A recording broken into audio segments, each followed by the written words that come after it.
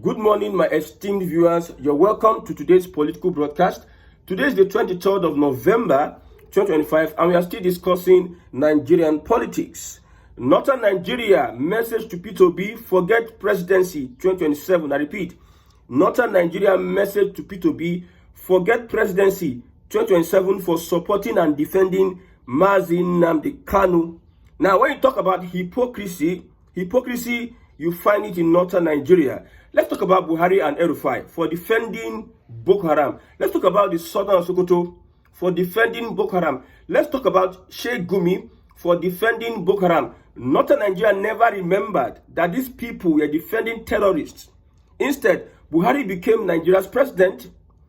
El-Rufai became governor of Kaduna State. Pantami became minister. Gumi is they worship Gumi in Northern Nigeria. They never remembered that these people were supporting so-called terrorists. Let's look at the IPOB and the Boko Haram or ISWAP. What is the ideology behind the IPOB? Now, every tribe in Nigeria, every tribe has one form of dehumanization. Yes, we are being dehumanized by the system.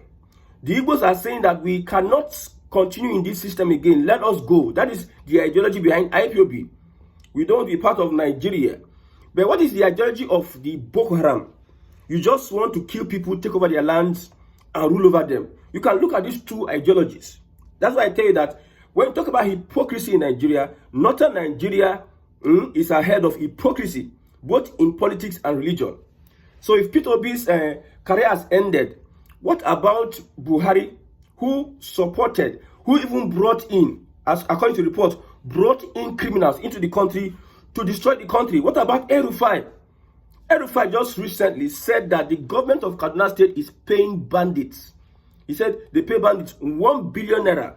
A government is paying criminals and terrorists 1 billion naira. But the same governor, these northerners that are saying that P2B's political career has ended, would not say that that governor, according to El-Rufai, he accused Ubasani, the governor of Kaduna State, of paying bandits. They will not say that, Ubasani, your career has ended.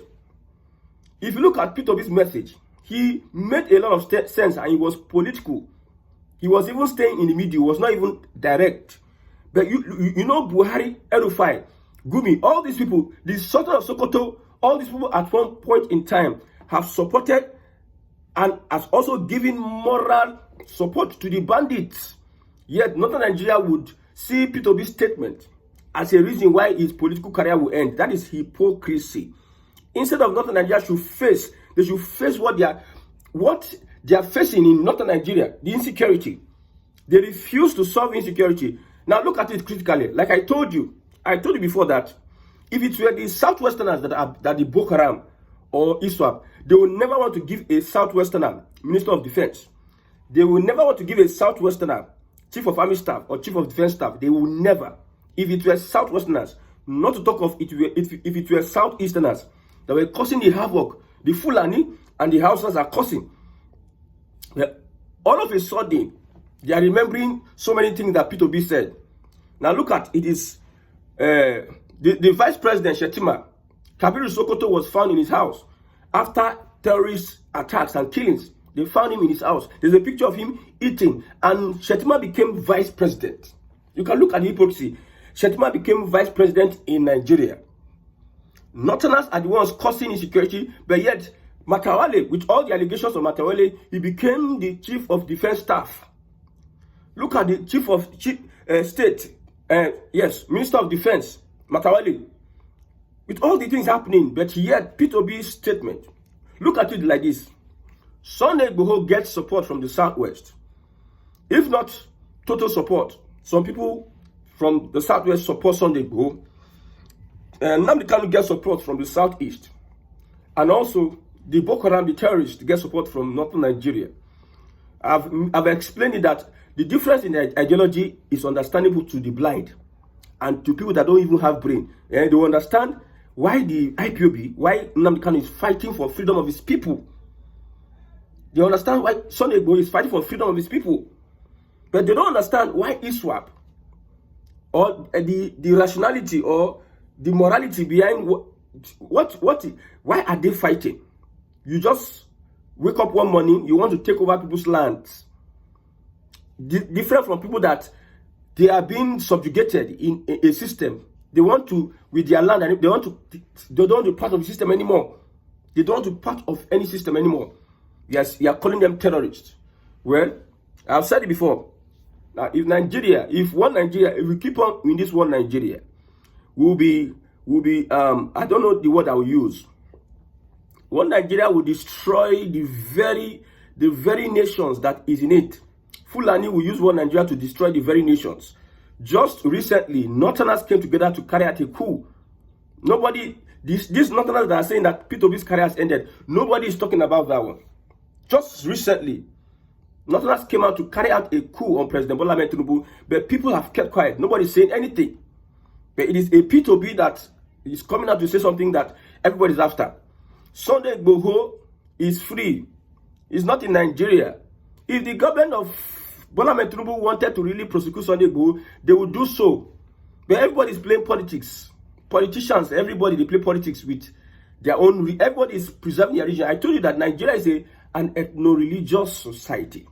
We should tell ourselves the truth. It's an ethno-religious society. In the north, they protect terrorists. Now, the Nigerian government, one thing Tinubu did, or one thing the court did, transferring Nnamdi Kanu from Abuja to Sokoto to the seat of the caliphate.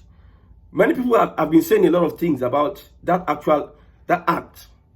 Maybe that is a deal.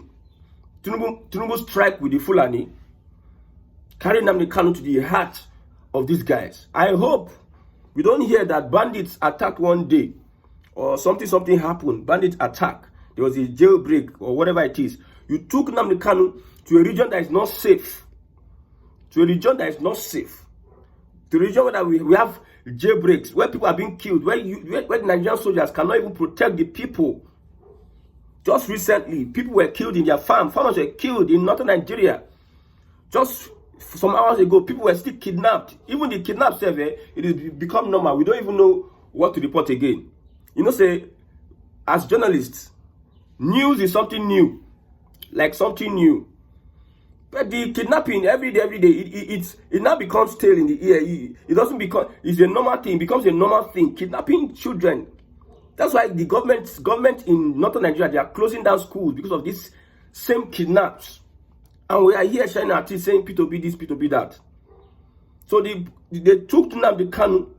Nnamdi Kanu's case is special. You see the injustice in the system. What IPOB was talking about was the injustice. The government of the day did not go through the right process, according to IPOB. He was speaking to the injustice. If you are going to give sentencing, let everybody collect the sentencing. You have been dragging all this long. Look at the ISWAP guy, you give 20 years. Look at Sunday Igboho, he's walking free. It's almost the same whatever the crime they committed. You want to divide the state, it's treason against the state. Why is Sunday Igboho walking free? Everybody will start speaking BB grammar and BB English. But the point here is that we should keep on deceiving ourselves. And you think that we are protecting a one Nigeria that's created by our enemies. That's the West. You are protecting one Nigeria. Some people want to liberate us from these shackles.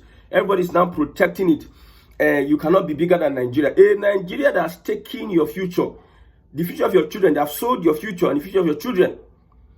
You see, the different president will come. They will borrow money. They borrow the money. They use the money for their personal.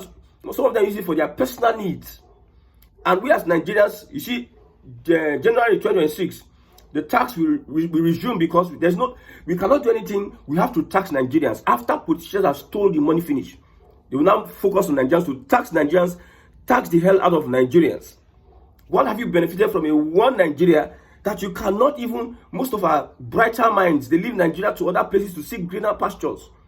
For over 60 years, politicians have not been able to use the resources of the country to create a better life, better living for the people. And you are here defending one Nigerian. People are being killed. Just recently, the names of the church members that were abducted in Eruku were even, the names have been put out. 38 of them, each of them 100 million naira. And if you calculate 100 million naira to 38 people, it's 3.8 billion naira. People that even, they trek to church, where would they see even 1 million naira? Where would they see 1 million naira? Now, Nigeria has happened to them, and it is the Nigeria that you are defending, Nigeria that they handed over to the Fulani, because people don't want to tell themselves the truth. You are in southern Nigeria, you are enjoying peace and tranquility, you are in government, you have contract with government, or you are working with government, you are in a position, because of that position you are still saying that people that want freedom, they are this and that, because you are enjoying at the moment. That is a typical Nigerian for you. If they find themselves in positions of power, they don't care. Somebody became chairman. The person became chairman of local government. He left his adubo. He left his guys. He now went to a far place like Lekki to go, and he comes from Lekki to address issues in that local government. And you know how far the local government is from Lekki. I will not mention the local government, so that you know, say this person, that person. So Nigerians it's just typical of Nigerians. Hypocrisy has become part and parcel of our daily living. If we are having a tournament for hypocrisy, my brother, Northern Nigeria will carry first. If we are having a tournament for hypocrisy, Northern Nigeria will carry first. Look at El-Rufai and hypocrisy. When El-Rufai was governor, see the reports about El-Rufai bringing in criminals from whatever, and also giving bandits money from whatever. Now he's out of government. He's now accusing the current governor of paying 1 billion naira to bandits. But he, as governor, he pampered the bandits.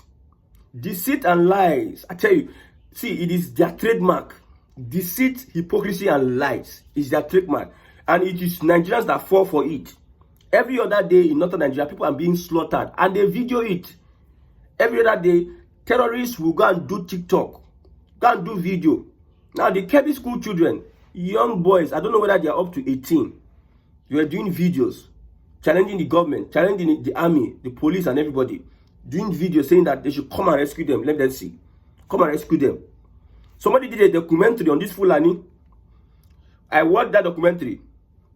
See, there are powerful forces backing these guys. Let's look at Tinubu and the Islamic Caliphate. The other time, Sultan of Sokoto went to visit Tinubu. What was their discussion? We don't know. Politicians, their logo, lies, deceit, manipulation, and wickedness. Politicians. If you see a politician, just know that 80% of what comes out from him is manipulation, lies, and deceit. Yes, they only tell the truth to themselves. They don't tell the truth to you.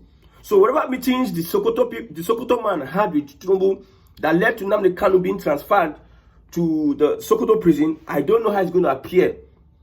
Whatever decision or agreement they had, that they had to make a Shetima as vice president, somebody who terrorists were found in his house. If you find terrorists in the house of a Yoruba person, Yoruba politician, do you think that Northern Nigeria will agree that you nominate that person for vice presidency?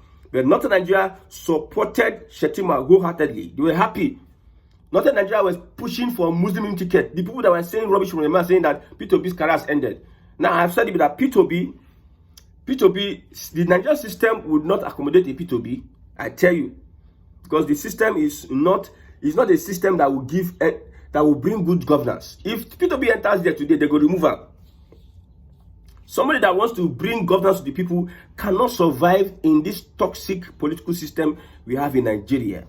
Anybody you see survive, that person is part and parcel of the cabals. Look at Bola Ahmed Tinubu. He dined and wined with them. That's why, like I told you, he will never. I stand to be corrected. I don't know everything. I'm just giving my opinions. But I don't see Tinubu mentioning the names of sponsors and prosecuting them. The Minister of, I think, Information just said, Minister of Information said, it's not about tackling the sponsors of terrorism. It goes beyond that. No, it is about tackling the sponsors of terrorism.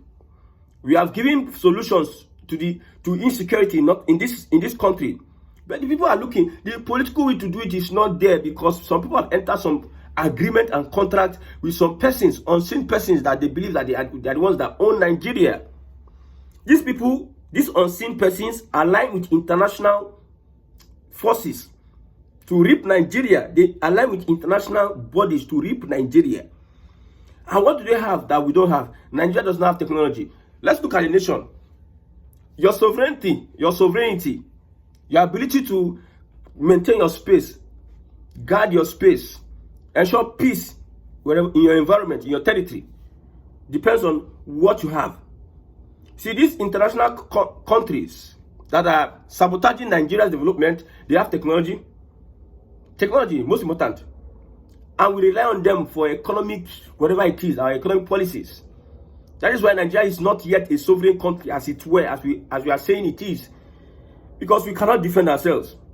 And most of the time, we need weapons. We don't have that technology to even stop this bandit. Look at the general that was killed, or however it is. We needed a drone surveillance to pinpoint where these guys are. We needed Navy to take over the air, and they will finish these guys. But what have we?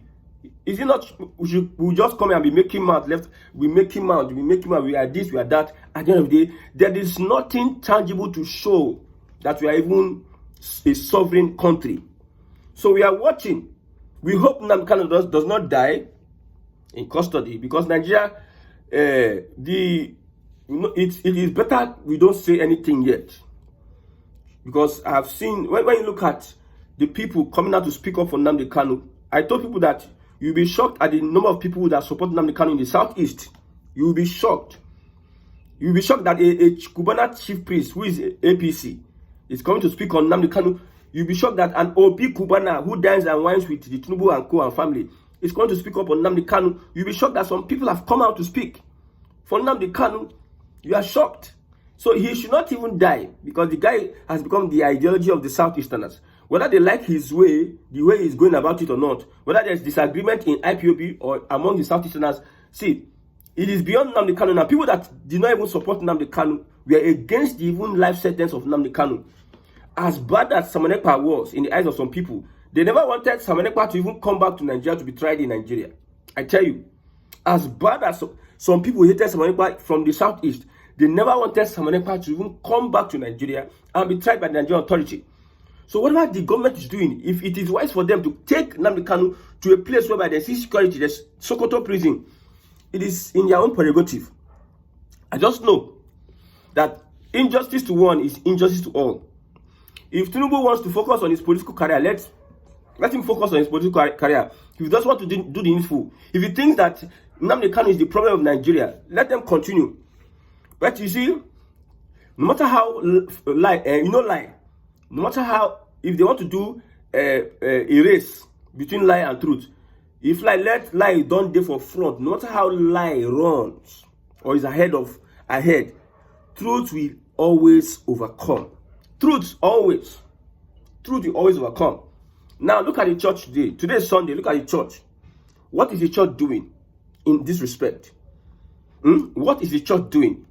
See, churches are under siege and attack.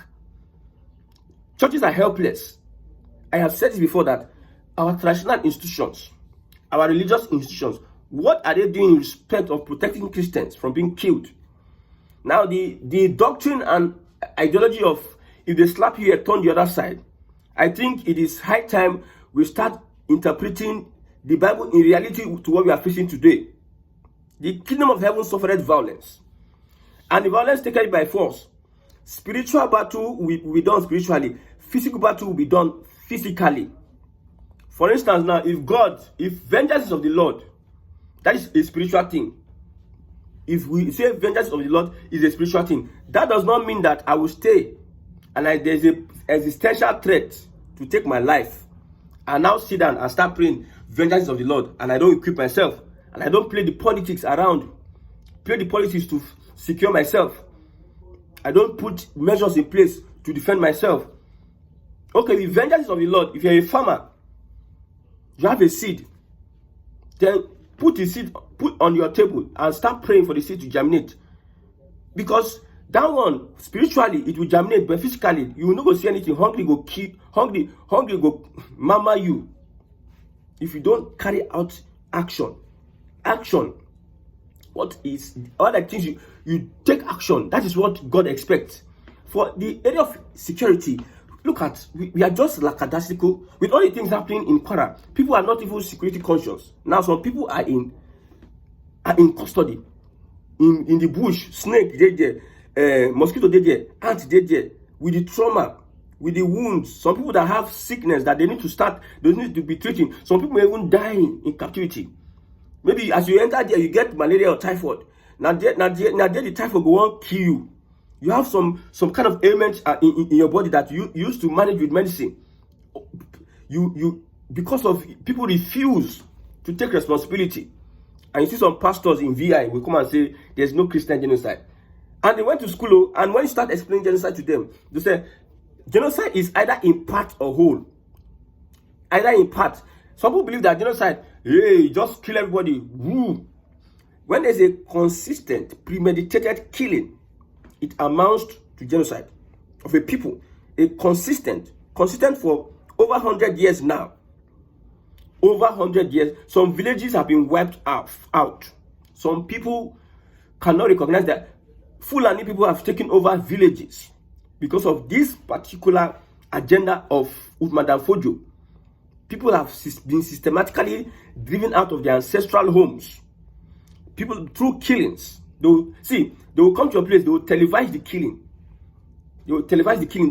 Then you will be afraid to go back to your place. Is that not genocide? Is that not genocide? But some people is in the people who job the plain hypocrisy. See, Nnamdi Kanu, whether his approach is right or wrong, what he's fighting for is what everybody would come to fight for in the last day. What he's fighting for, freedom from this system. When Tinubu play his politics finish, if he doesn't, if he plays politics finish, the Fulani can hijack power. They'll come show you another brand of politics. Fulani. Tinubu has shown that he has a guts to do what he wants to do. But there are things if he doesn't do, these people, they're plenty, they're everywhere. They don't send Tinubu. They don't send these people. The extent at which Nigeria is being mortgaged and sabotaged, politicians will not tell you the truth. They will just tell you just to maintain the status quo so that they will be collecting money, and the money they are collecting, the position they are in, with having money with many poor Nigerians, they love it. They love that kind of lifestyle. Having money. Then so many Nigerians are poor and wretched. They don't care. They love that way. See, whether you like it or not, at the end of the day, everybody will sit down together. I will now say, everybody, to your father's house. To your father's house. May God help Nigerians.